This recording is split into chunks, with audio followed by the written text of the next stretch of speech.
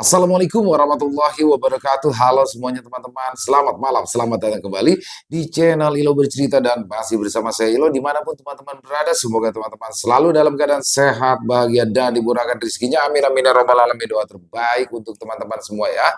Dan pada kesempatan yang baik ini kami akan membawakan satu kisah dari Yudarian. Wah, ini kisahnya dari Tanah Kerinci lagi.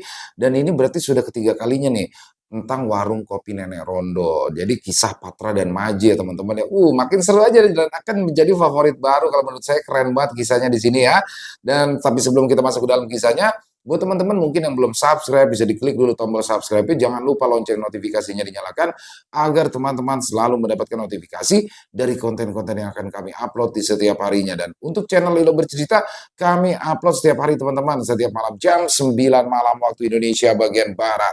Gak pakai berlama-lama lagi, pasti udah gak sabaran kan untuk masuk ke dalam kisahnya. Kita langsung saja, kita berangkat ke Tanah Kerinci.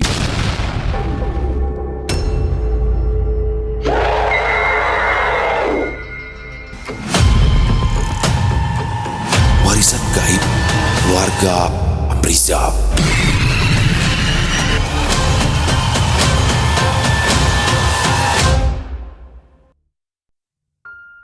Tanah Kerinci boleh disebut sebagai tanah untuk orang yang ingin mencari kedamaian setidaknya. Begitulah kata seorang kakek tua yang sudah hidup puluhan tahun lalu, yang hidupnya hanya menunggu trompet kematiannya di tanah yang seakan diciptakan oleh para dewa. Dengan tangan emas mereka, Kerinci berdiri megah seperti permata merah yang dijaga langit. Gunungnya menjaga rawan, hutan-hutannya mengisahkan dongeng yang lebih tua dari manusia, danau-danaunya memantulkan rahasia zaman. Kekayaan alamnya bukan sekedar perhiasan bagi mata, tetapi juga harta yang tak habis dikuras oleh tangan-tangan manusia yang berani menantangnya. Setidaknya itulah dulu yang digambarkan sebelum para tetua mati dalam dekapan kabut Kerinci. Mereka yang datang untuk mengais rezeki seringkali tergoda oleh pesonanya, baik itu dalam kesuburan tanah yang lebih subur dari perawan desa, atau harta yang tersembunyi di balik tanah atau danau yang tak pernah disebutkan. Pastinya banyak yang memutuskan untuk tinggal sampai mati. Ada pula yang hanya singgah sebentar, hanya untuk mengeruk emasnya, atau justru pergi dengan kekecewaan yang didapat dari gagal panen mereka. Kerinci terbilang sebagai labirin. Ia adalah labirin waktu, perangkap bagi jiwa-jiwa yang terikat oleh janji, baik kepada manusia atau pada penghuni lainnya. Orang-orang yang memutuskan untuk menetap di tanah sakti ini bukanlah mereka yang sekedar mencari rumah, melainkan mereka yang pernah terpanggil oleh sesuatu yang justru belum pernah mereka temui. Sebagian percaya itu adalah panggilan alam demi hidup makmur, sebagian lagi menyebutnya sebagai kutukan. Maka siapapun yang memilih tinggal di Kerinci, mereka harus siap untuk menghadapi apapun yang disembunyikan oleh tanah berkabut sakti ini. Entah itu keberuntungan yang melimpah atau sesuatu yang tak kasat mata menunggu dalam sunyi untuk menagih janji yang tak terucap. Pernah di waktu yang belum disebutkan, ada sekelompok orang yang berkopiah. Penampilannya terlihat soleh, jauh dari unsur dosa dan kemusyrikan, berkedok tirakat untuk para baginda wali. Demi tujuan agama yang semakin mantap, alih-alih beribadah justru dosa yang mereka dapat. Mereka semua berasal dari Banten. Begitu pengakuannya, mereka ingin mengambil suatu harta yang dipercaya tenggelam bersama naga yang menjaganya di sebuah danau kecil yang terselip di hamparan kebun teh. Harta itu sudah lama tenggelam, bahkan tidak pernah disebutkan kapan, saking lamanya. Namun bukan harta yang mereka dapat, justru malah penyakit yang harus mereka bawa pulang. Lantas apa yang ada di dalam danau kecil yang kini menjadi objek wisata bagi para pelancong dari luar daerah? Selepas kejadian tolol yang dilakukan oleh Maji, tentu saja ia sekarang benar-benar tidak lagi menginginkan Nenek Rondo sebagai pasangan hidup. Memang harusnya demikian. Mana mungkin anak baru kemarin sore bisa mendapatkan primadona desa dengan sangat gampang? Perlu banyak palu besar untuk meruntuhkan tembok besar yang menjadi penghalang. Sayangnya, Manji hanya punya palu kecil yang digunakan untuk memakut tembok rumah saja. Setiap lepas isya, selalu dihabiskan dengan patra di warung kesayangan desa, warung kopi idaman lelaki hidung belang, para pemuda yang haus akan birahi. Milik siapa lagi kalau bukan warung kopi Nenek Rondo.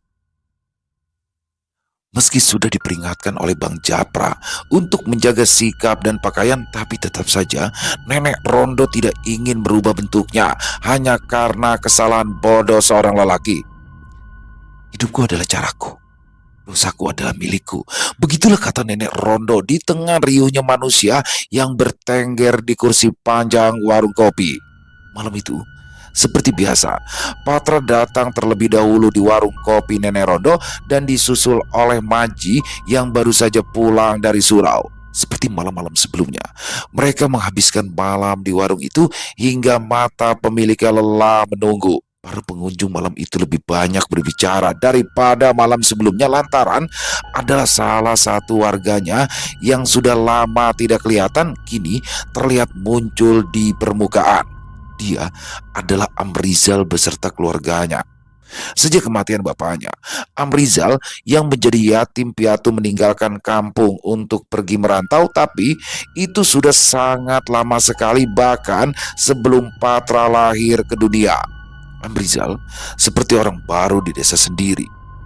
Setelah kepulangannya di kampung halaman bapaknya itu, Amrizal langsung membangun rumah yang semula sederhana menjadi lebih besar. Itu terlihat dari pondasi yang sedang dibangun.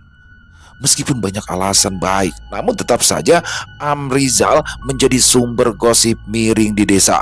Para warga saling menggunjing tentang dirinya yang dulu terlihat biasa saja kini menjadi orang kaya. Meski tidak sedikit pula yang berkata bahwa memang Amrizal sukses ketika merantau di kota. Perihal pekerjaan yang digelutinya tidak pernah ada yang tahu betul lantaran memang Amrizal sudah lama pergi dari desa. Siapa sih sebenarnya orang itu? Tanya Patra kepada Maji. Oh, orang itu Pak Amrizal namanya. Anak perempuannya itu cantik loh. Jawab Maji sebisanya. Perempuan terus perasaan. Maksudku kenapa kita nggak pernah lihat dia? Tanya Patra lagi. Nah, kalau itu kata mamaku, dia itu memang sudah lama merantau sejak bapaknya meninggal. Kasihan dia tahu, jadi gunjingan warga gara-gara pulang dari kota langsung bangun rumah. Jawab Maji seraya menyemburkan asap tebal dari mulutnya. Ya namanya orang juga iri cici. Bisa aja kan Pak Sumanto itu. Kok Sumanto? Amrijal. Amrijal. Kalau Sumanto itu orang yang makan orang. Potong Maji dengan tegas. Nah ya itu. Bisa aja dia kerja di tambang ya kan. Terus sekarang pensiun. Ya wajar dong kalau duitnya banyak. Sambung Patra. Ya itu makanya aku bilang kasihan. Kita tanya-tanya yuk ke orangnya. Siapa tahu kita bisa kerja di tambang juga. Jawab Maji sesukanya. Loh, memangnya dia beneran kerja di tambang? Tanya Patra bingung. Loh kan kamu tadi yang bilang. Jawab Maji meregas. Oh tolol, aku bilang kan bisa jadi cok, kata Patra seraya memukul kepala Maji. Pucuk dicinta ulah tiba. Orang yang disebut-sebut itu ternyata mendadak datang ke warung Nenek Rondo malam itu. Sosok Amrizal datang dengan pakaian yang bersih, jauh berbeda dengan pengunjung yang lain yang terlihat lebih kumuh. Semua mata memandangi Amrizal dengan wajah heran sekaligus kagum. Amrizal berjalan dengan tegap mendekati Nenek Rondo yang duduk di balik jajanan yang menggantung. Para pemuda yang menyimpan rasa kepada Nenek Rondo jelas merasa tersaingi atau justru pupus harapannya atas perempuan itu. Sorot mata Amrizal terlihat begitu tajam, seolah mampu menembus pikiran siapapun yang menatapnya. Wajahnya memang tak lagi muda, tetapi guratan-guratan di kulitnya bukanlah tanda kelemahan. Dia masih terlihat tampan dan berkarisma dengan pakaian yang terlihat bersinar rapi, gerak-geriknya mencerminkan ketenangan. Seorang yang layak untuk memimpin dan tak perlu meninggikan dada untuk didengar. Ada sesuatu dalam caranya berjalan, caranya menatap, bahkan caranya diam yang membuat orang hanya bisa terdiam segan tanpa dia perlu berusaha untuk dihormati. Meskipun di belakangnya banyak bulut busuk yang mengunjingnya, aura yang melingkupinya seperti kabut tipis di malam itu tak bisa digenggam tapi terasa menusuk ke dalam. Bagi banyak orang, sekarang Amrizal disebut sebagai bukan pria biasa, melainkan orang lama yang baru kembali dengan lapisan emas di dahinya. Setelah berbicara sebentar dengan Nenek Rondo, ia pun langsung mengambil tempat duduk di salah satu kursi kosong yang tidak jauh dari tempat Patra dan Maji, bahkan terbilang sebelahan. Dia duduk seorang diri, mengepulkan asap putih dari rokok yang berbentuk lebih besar dari biasanya. Patra belum pernah melihat rokok sebesar itu dan sepertinya itu adalah cerutu. Ia tidak berbicara dengan yang lain. Antara ia tidak mengenal atau justru malah memang tidak mau menyapa. Jika kemungkinannya adalah yang kedua, betapa angkuhnya orang itu, tapi tidak ada yang tahu kemungkinan apa.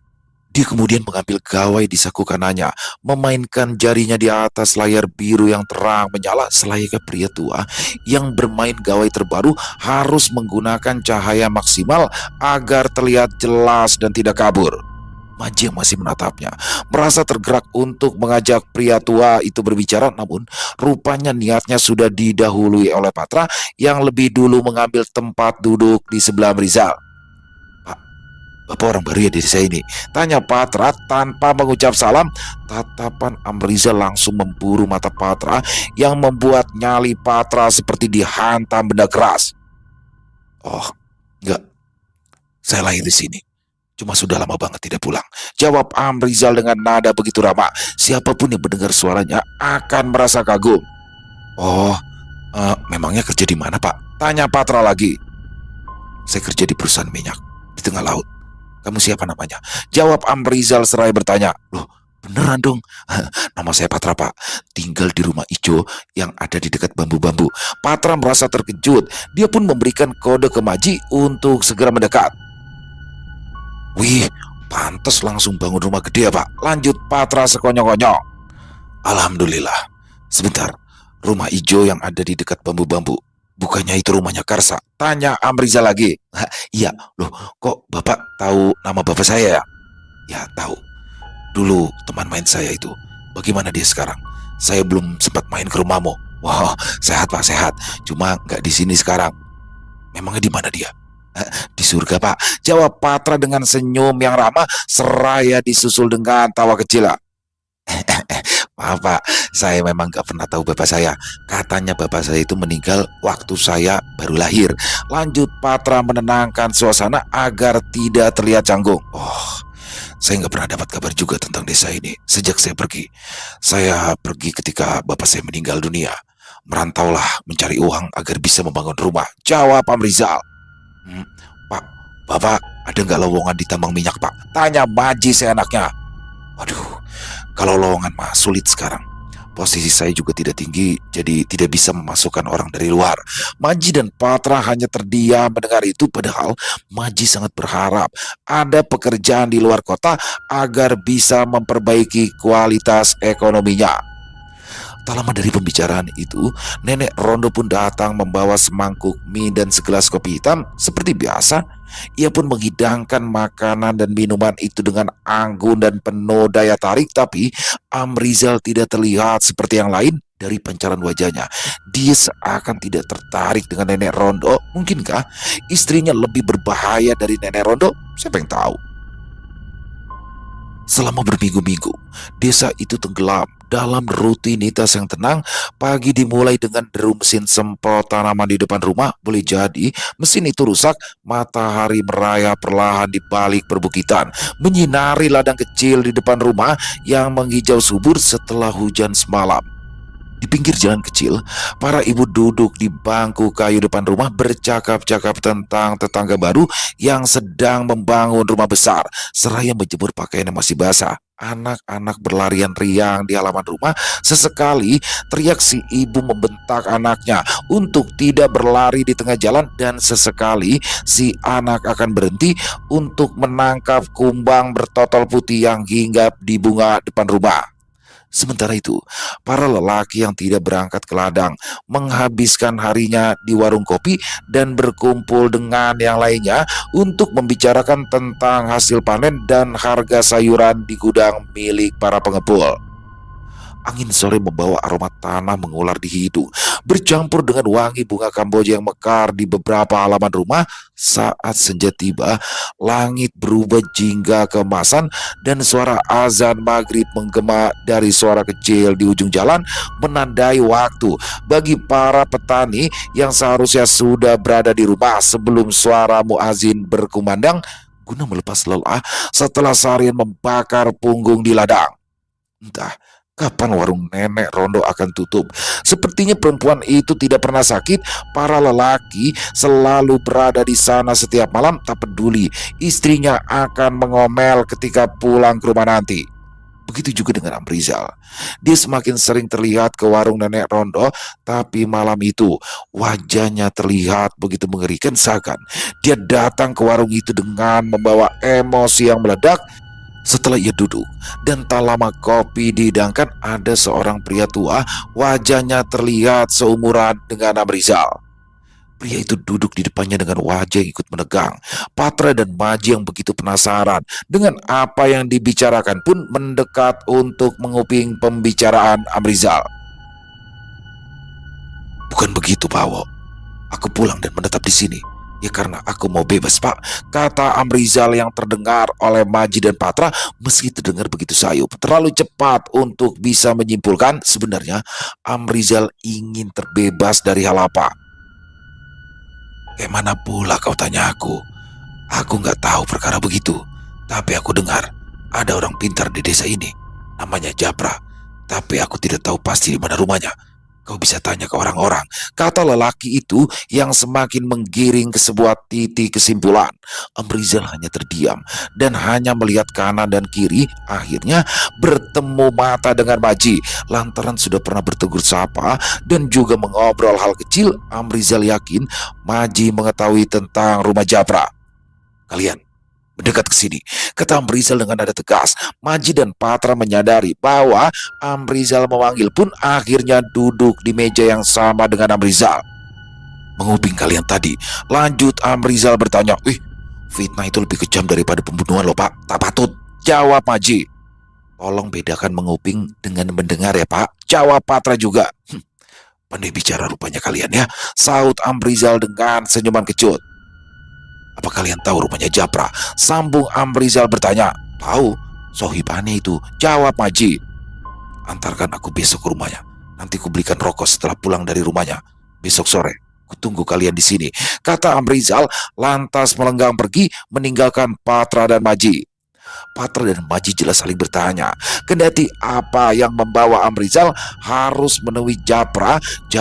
Atau kerap dipanggil Bang Japra hanya didatangi oleh orang-orang yang berurusan dengan hal-hal yang berbau supranatural. Selain hal itu, dia seakan tertelan bumi, tidak terlihat dari permukaan, dan bahkan ia seperti orang yang terasing.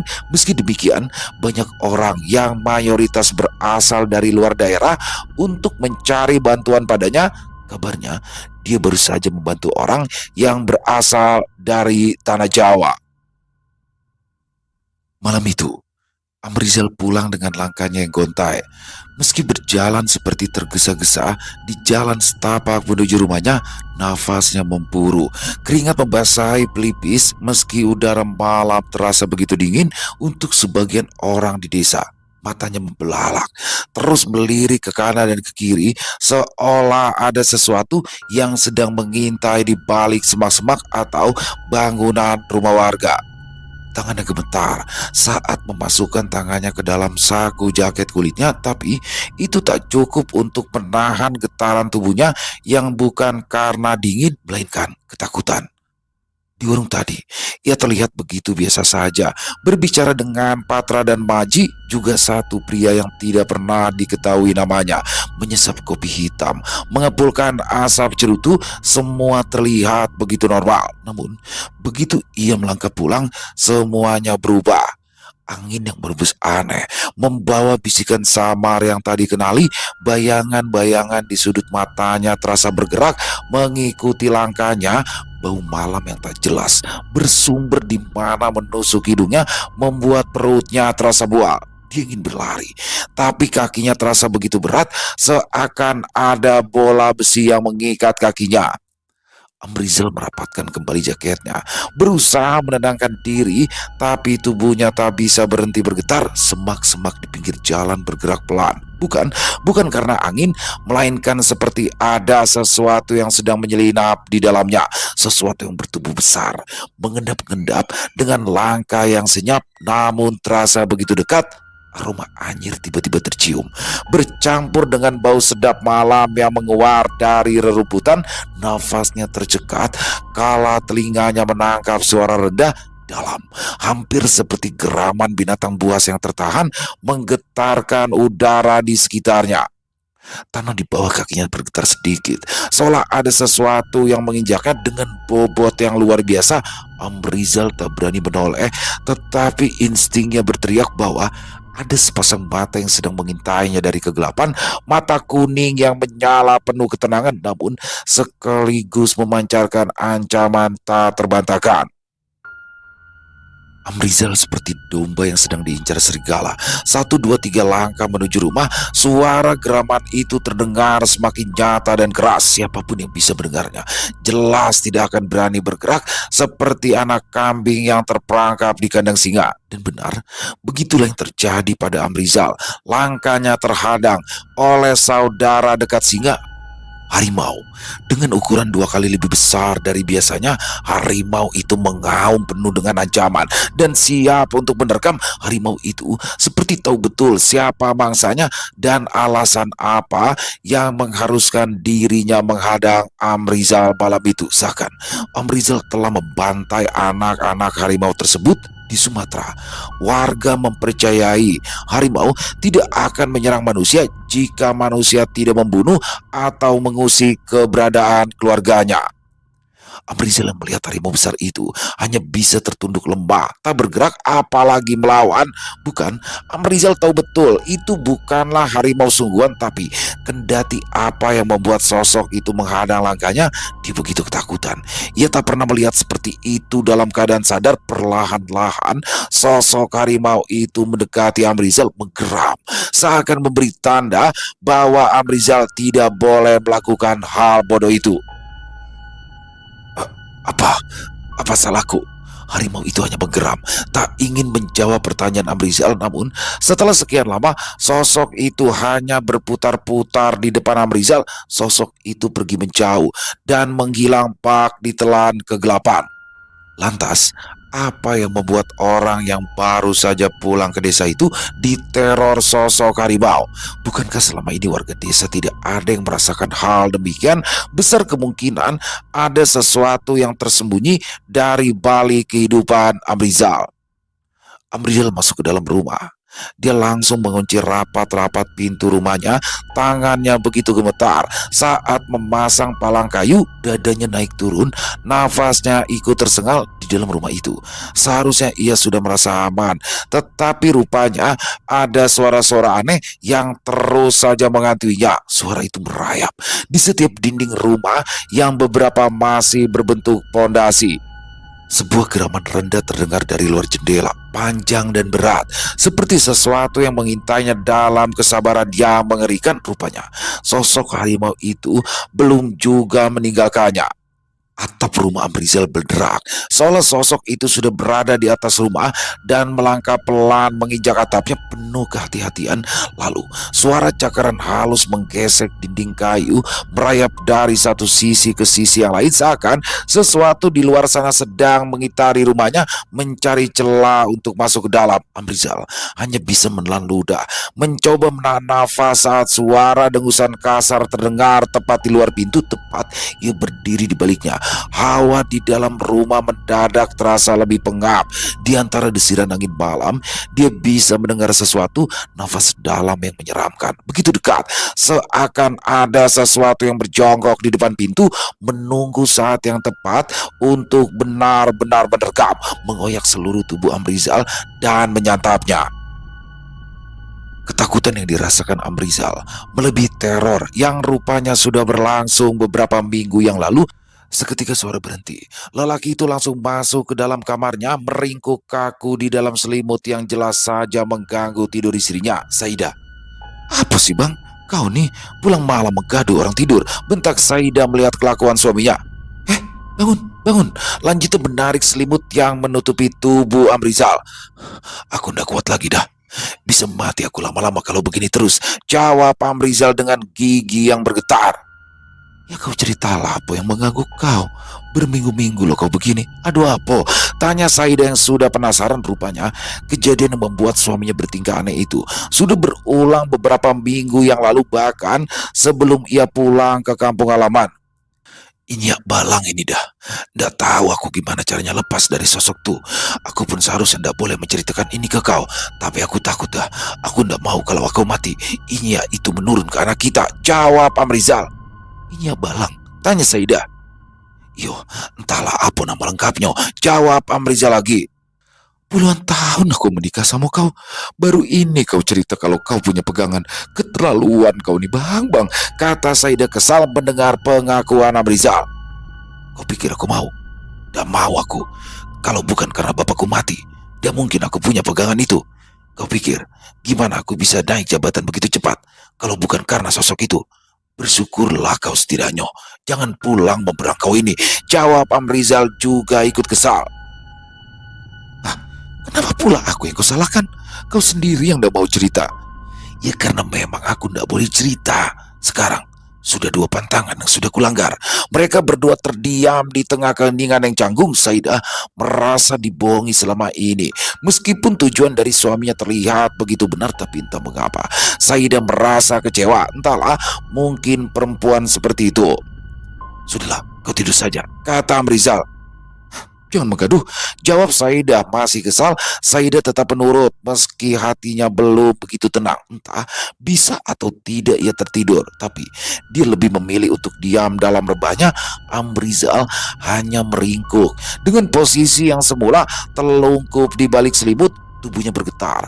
Setiap kali suara itu kembali terdengar, geraman berat menggema kembali di luar, beresonansi dengan udara malam yang terasa semakin dingin dan pekat sesekali. Suara langkah berat berputar mengitari rumah, diiringi derit kayu di teras, seperti ada sesuatu yang menaikinya dengan cakar yang begitu tajam menggores lantai. Angin yang berembus melalui celah dinding membawa aroma anyir yang menusuk hidung. Amrizal menutup telinganya, namun suara nafas kasar itu tetap menyusul ke dalam kesadarannya, dekat, seolah sesuatu hanya berjarak beberapa jengkal darinya. Waktu berjalan lambat, setiap detik terasa seperti siksaan. Suara raungan panjang tiba-tiba menggelegar, menggetarkan kaca jendela dan membuat dadanya mencelos. Dia berdoa dalam hati, berdoa kepada almarhum bapaknya agar bisa menolong, berharap pula suara azan subuh segera memecah keheningan malam. Hingga akhirnya saat fajar mulai sedikit mengintip, gema takbir subuh terdengar samar dari kejauhan. Seiring suara itu, geraman itu perlahan mereda, suara langkah menjauh, dan aroma anyir berangsur menghilang. Namun, meski teror itu reda, Amrizal tetap meringkuk kaku, matanya kosong, tubuhnya masih diselimuti ketakutan yang akan kembali di malam hari jika ia tak mati. Meski sebentar, Amrizal pun tertidur seketika suara azan menghilang. Suara azan itu seperti mantra tidur baginya. Matahari sudah tergelincir jauh, sinarnya menembus dedaunan dan menciptakan bayangan bergerak di halaman rumah. Angin bertiup begitu sejuk, membawa aroma lembab dari embun yang masih mengepul. Burung-burung berkicau riang, seakan menyambut hari Minggu yang tenang. Saida baru saja selesai menjemur pakaian di halaman, lalu kembali ke dapur untuk memeriksa masakan yang sudah matang, sayur bayam dan ikan goreng kesukaan anaknya. Namun, ketika ia masuk ke kamar, hatinya langsung berdebar. Amrizal masih terbaring di atas ranjang, wajahnya pucat, tubuhnya terasa panas saat disentuh, keningnya mengernyit, nafasnya berat, dan kelopak matanya bergerak gelisah seakan masih dihantui mimpi buruk. Bang, kenapa kau nih? Demam kau? Suara Saida lirih penuh cemas. Tak ada jawaban dari Amrizal. Ia hanya bergumam pelan seperti orang yang sedang tersesat dalam kegelapan. Rasa tenang pagi itu mendadak sirna seketika, berganti kecemasan yang merayap dalam dada Saida. Dah, panggilkan Patra anaknya si Karsa. Ingatkan kau rumahnya, kata Amrizal kepada istrinya yang sedang memeras kain guna mengkompres kepala Amrizal. Tanpa bertanya siapa, kenapa, Saida pun keluar rumah dan mencari rumah Patra. Setelah keluar, ia pun bertanya kepada para tetangga yang berada di luar rumah tentang keberadaan si Patra ini. Saida pun dengan mudah mendapat jawaban dan langsung buru-buru melangkah ke rumah Patra. Sesampainya di rumah Patra, rupanya di depan rumah itu bukanlah Karsa yang ditemui oleh Saida. Di depan rumah itu ada lelaki yang tidak pernah Saida kenali, atau justru dia lupa lantaran sudah lama tidak kembali. Tukio sedang berada di teras rumah dengan secangkir kopi panas dan pisang goreng yang masih hangat. Tukio yang melihat Saida mendekat pun bertanya, gerangan apa yang membawa Saida mampir ke rumah Tuti? Benar ini rumahnya Patra? Tanya Saida. Oh ya benar. Ada apa ya? Tukio kembali bertanya. Saya ada perlu. Boleh ketemu dengan Patra? Kata Saida sopan. Dia masih tidur, Mbak, jawab Tukio seraya memperhatikan wajah Saida. Samar-samar memori Tukio kembali mengingat wajah yang terlihat begitu tak asing. Sebentar. Kamu itu Saida kan? Lanjutnya bertanya. Iya, saya Saida, jawab Saida. Walah, aku ini Tukio loh, kawan sekolahmu dulu waktu SD. Apa tidak ingat? Kata Tukio seraya memanggil Tuti dengan cara berteriak. Saida yang sedang mengingat tiba-tiba dikejutkan dengan suara Tuti yang begitu nyaring berjalan menuju luar rumah. Ya Allah Tuti, tidak berubah wajahmu Ti, tetap cantik rupanya kau Nia, kata Saida yang langsung mengenali wajah Tuti. Mereka pun berbincang sebentar mengenai kapan dan gerangan apa yang membuat Saida datang. Bang Rizal sakit Ti, dia minta dipanggilkan Patra anakmu, kata Saida. Patra? Dia itu masih tidur kalau jam segini, siang nanti baru bangun. Memangnya ada apa sama Patra? Kok bisa anak itu kenal sama Amrizal? Jawab Tuti. Saida hanya menggeleng. Melihat wajah Saida yang terlihat begitu cemas, Tuti pun bangun dari duduknya. Lalu kemudian ia membangunkan Patra. Tak perlu usaha berlebih untuk membangunkan kerbau yang sedang tertidur. Patra terbangun dan langsung mencuci wajahnya. Ia pun langsung mengiyakan untuk datang ke rumah Amrizal. Tuti dan Tukio tidak begitu bertanya-tanya tentang kaitannya Patra dengan Amrizal. Dalam perjalanan menuju rumah Amrizal, Patra menyempatkan diri untuk membangunkan Maji di rumahnya, dan di sana Maji yang masih merasa ngantuk menolak untuk ikut pergi ke rumah Amrizal yang meskipun hanya berjarak beberapa rumah saja. Karena merasa tidak dipedulikan, Patra pun tetap pergi ke rumah Amrizal seorang diri. Sesampainya di tujuan, Patra langsung menghampiri Amrizal yang sedang terbaring lemah di atas tempat tidur. Wajahnya semakin pucat. Ada bekas muntahan yang berserakan di lantai dekat ranjangnya.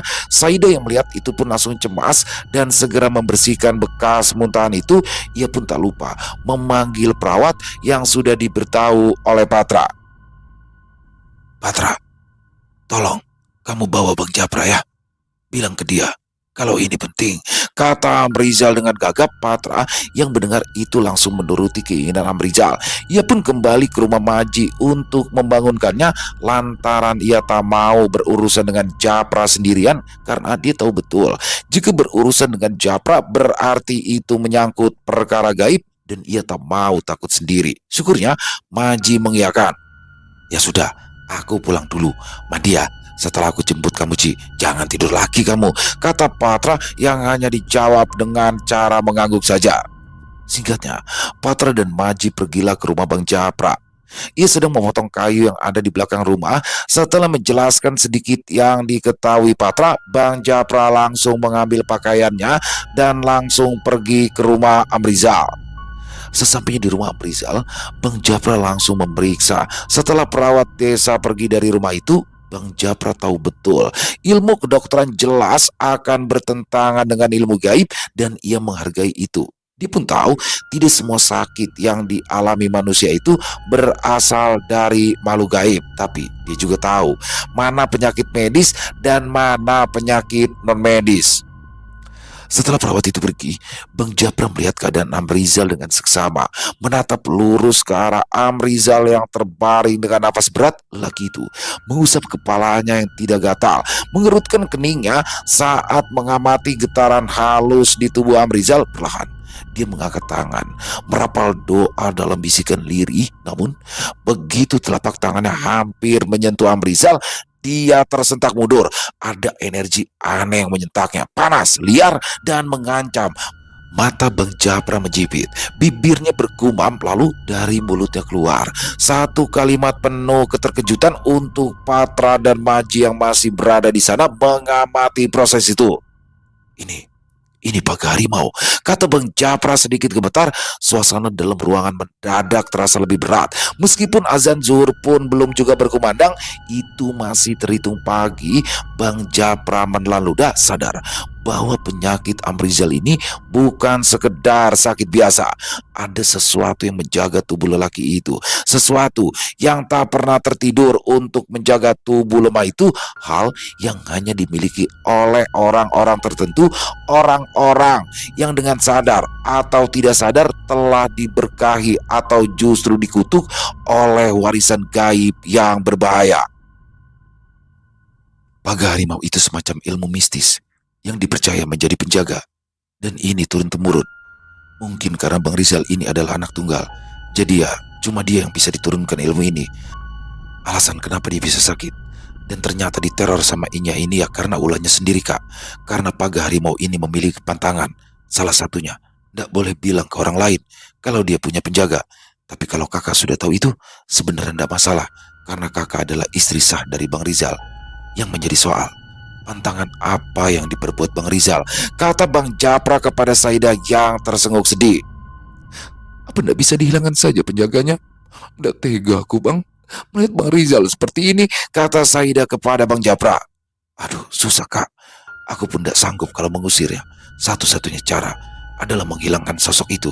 Ya harus cari ketua adat yang punya keturunan yang sama dan harus lebih tua daripada yang dimiliki Bang Rizal. Karena sistemnya itu seperti hierarki juga. Sosok itu bisa menurut atau tunduk hanya dengan orang yang lebih sakti.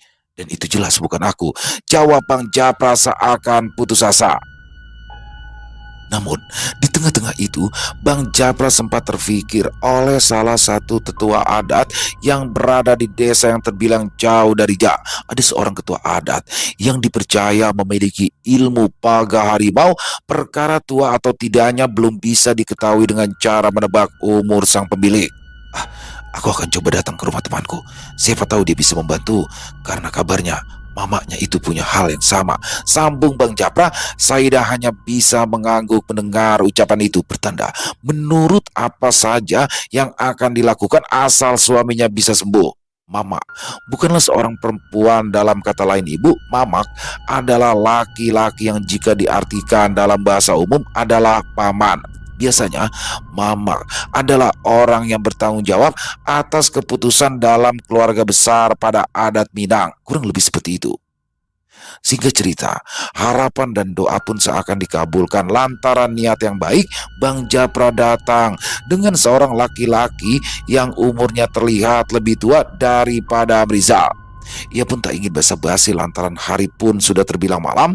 Selepas azan Isya, lelaki yang diketahui bernama Zainal itu langsung mengambil tempat duduknya bersila di sisi Amrizal yang dibaringkan di ruangan yang lebih luas. Tangan Zainal terulur, merasakan hawa aneh yang ia kenali menyelimuti tubuh lelaki itu. Mata tuanya menatap tajam sesekali. Bibir bergerak tanpa suara, seakan merapal mantra atau doa yang hanya dimengerti oleh empunya. Saat telapak tangannya menyentuh dada Amrizal, tubuhnya yang terbaring itu bergetar hebat, dan dalam sekejap udara di dalam ruangan menjadi lebih berat. Bayangan-bayangan di dinding seakan menyerupai sosok harimau yang sangat besar bergerak pelan mengitari ruangan. Bayangan itu hanya terlihat oleh Japra dan juga Zainal, sedangkan Amrizal masih terbaring dengan tubuh yang bergetar. Saida menatapnya dengan cemas, sementara Zainal menutup kembali matanya sejenak mencari jawaban dalam batinnya. Setelah beberapa saat, ia membuka mata kembali, sorotnya penuh keyakinan. Alhamdulillah, ini bisa disembuhkan. Tapi ada syaratnya, kata Zainal. Apa syaratnya, Mak? Tanya Saida. Selama 3 hari berturut-turut, kau harus menyiapkan sesaji. Taruh saja di kamar yang tidak terpakai, agar tidak terganggu. Terdiri dari beras kuning, telur ayam kampung, dan secawan air putih. Cukup itu saja. Amrizal ini juga harus berpantang makan daging selama 7 hari penuh, apapun itu dagingnya. Dan sebelum matahari terbit di hari ke-7, dia harus mandi di kucuran air terjun. Dia bisa memakai air terjun yang tidak pernah dijamah manusia. Tempatnya berada di tengah hutan. Orang sini tahu tempatnya. Insya Allah, nanti Amrizal bisa lepas dari pagar harimau. Tapi tutur Zainal panjang lebar, namun terpotong dengan sesuatu yang terkesan berat untuk diterima. Tapi apa, Mak? Tanya Saida tak sabar. Tapi ada efek sampingnya. Pertama, Amrizal nanti bakalan terlihat tidak berenergi, yang mungkin tidak terlalu bahaya. Yang kedua, mungkin sesekali penjaganya akan datang lagi. Jadi tidak perlu panik kalau misalkan Amrizal nanti terkesan takut selama beberapa hari. Yang ketiga, lantaran Amrizal tidak lagi punya penjaga, mungkin akan ada kesulitan di kemudian hari. Tapi kurasa semua efek yang aku sebut tadi bisalah kalian hadapi. Tetapi ada satu hal yang harus kau tahu dah. Apa itu, Mak? Ini, wallahu alam Yoda. Aku ndak pula terlalu tahu, karena ini adalah ilmu turunan. Besar kemungkinan anak kau yang laki-laki itu akan mempunyai hal yang sama. Selama aku masih hidup, insya Allah ndak akan ada yang mengganggu anakmu. Tapi kalau nauzubillah aku mati, Inyak tuh bakal datang balik ke Amrizal atau anak kau nanti. Tapi yo, semoga itu ndak terjadi lah yo. Pembicaraan itu ditutup dengan pulangnya Mamak Zainal. Terkesan membingungkan dengan ilmu yang turun-temurun ini. Ia akan bersifat baik atau justru akan mencari kutukan seumur hidup selama garis keturunannya tetap berjalan. Begitulah ilmu gaib yang terus diwariskan. Meskipun salah satu ada yang menolak, seakan warisan gaib itu terus mengakar pada batang yang sekiranya lebih kuat daripada batang yang lainnya. Singkat cerita, Amrizal pun mengikuti semua ucapan Zainal. Saida yang membantunya pun ikut sembari berdoa kepada Yang Maha Kuasa di malam sebelum hari ke-7. Sesuai dengan yang dikatakan, Amrizal pergi menuju air terjun yang memang ia ketahui sejak lama. Air terjun itu memang terletak di tengah hutan. Dulu tempatnya bagus karena sering dikunjungi oleh anak-anak usia tanggung untuk mencari daun pakis dan pulangnya mandi di air terjun tersebut. Sesampainya di sana, Amrizal pun memulai ritual pelepasan terakhir dengan niat yang baik, ingin terlepas dari gangguan itu dan semoga apa yang diharapkan menjadi hal yang baik ke depannya. Tetapi bukan kesunyian yang menenangkan selama berada di bawah air terjun kecil itu, melainkan suasana yang begitu mencekam, seolah ada sesuatu yang mengintai dari balik tirai air yang jatuh deras. Udara di sekitarnya terasa jauh lebih dingin, membawa aroma darah yang samar. Angin tak berembus, namun dedaunan di sekitar air terjun itu bergetar dengan pelan dan terdengar begitu jelas seakan disentuh oleh tangan-tangan tak terlihat. Malam itu, saat langit gelap tanpa bulan, gangguan dimulai. Dari belakang ia duduk bersila seraya berdoa menahan rasa takut. Terdengar suara bisikan yang menggeram dan bukan hanya satu, ada puluhan, belasan atau ratusan. Suaranya sesekali menggelegar dan semakin lama satu raman mendekat dan mengelilingi tubuh Amrizal. Sosok itu seakan sedang menyampaikan selamat tinggal dan sampai jumpa kembali. Tiba-tiba saja dari balik air terjun muncul tawa parau serak terpotong-potong seperti suara makhluk yang tidak seharusnya ada di dunia ini. Suara itu menembus tulang, membuat bulu kuduk yang mendengarnya akan berdiri, dan di antara gelapnya malam terdengar langkah yang mendekat. Tidak hanya satu, banyak, hingga tak terhitung. Ada perempuan tertawa dan menangis. Ketika mata Amrizal terbuka, ratusan sosok gaib yang ada di hutan itu seakan berkumpul selayaknya manusia yang sedang menonton pertunjukan. Amrizal yang sudah bertekad untuk melepaskan semuanya pun menahan rasa takutnya dengan cara memejamkan mata seraya berdoa untuk diberi perlindungan dari zat yang menciptakan segalanya. Selesai. Wow, luar biasa kisah dari Mas Yudarian, kisah Patra dan Maji di Tanah Kerinci. Dan benar kan kata saya, ini akan jadi favorit baru ini. Saya suka banget sama karakter Patra dan Maji ini. Oh iya, buat teman-teman kan ada yang nanya, kok apa kisahnya dari Tanah Sumatera tapi bahasanya bahasa Jawa. Dan memang di Tanah Kerinci ini adalah di daerah transmigran. Jadi banyak sekali orang-orang Jawa di sana dan juga berbaur sih. Jadi apa namanya, orang-orang Jawa ini juga masih mempertahankan bahasanya, tapi ada juga orang-orang asli dari sana. Jadi intinya masih berbaur ya teman-teman ya, makanya bahasanya di sini campur-campur. Dan overall keren banget kisahnya di sini, bagaimana Amrizal ya, Pak Amrizal ini ternyata memiliki inya. Inya itu apa ya? Mungkin seperti datu kali ya. Jadi kayak pegangan gitu ya, harimau gaib ya, yang mana itu turun temurun tuh. Jadi kayak ya sudah ya, apa namanya, mau nggak mau, suka nggak suka, akan menurun ke anaknya nanti. Dan tapi di sini akhirnya bagaimana Bang Japra berhasil menolong Pak Amrizal sehingga tidak mendapatkan teror yang mengerikan lagi. Keren banget kisahnya buat Mas Yudarian, ditunggu ya. Saya jadi suka nih ketika akan banyak tokoh-tokoh membuat variasi di dalam channel Ilo Bercerita ini. Jadi udah banyak ya, ada Bayu Gendeng, ada Sudiro, ada Wasis Gali, ada Pedro dan lain-lain. Dan mudah-mudahan minggu depan nih Wasis Gali udah bisa up nih teman-teman ya. Dan sekali lagi kami mengucapkan terima kasih kepada Mas Yudarian. Buat teman-teman mungkin yang punya pendapat lain, bisa menuliskan di dalam kolom komentar ataupun hanya sekedar saling menyapa. Insya Allah kami akan menjawab satu persatu. Buat teman-teman yang suka dengan videonya, bisa diklik tombol like, tombol jempolnya, boleh juga dibantu di share ya link videonya ini ke teman-teman yang lain agar juga ikut merasa terhibur. Dan buat yang belum subscribe, bisa diklik dulu tombol subscribe-nya. Jangan lupa lonceng notifikasinya dinyalakan agar teman-teman selalu mendapatkan notifikasi dari konten-konten yang akan kami upload di setiap harinya.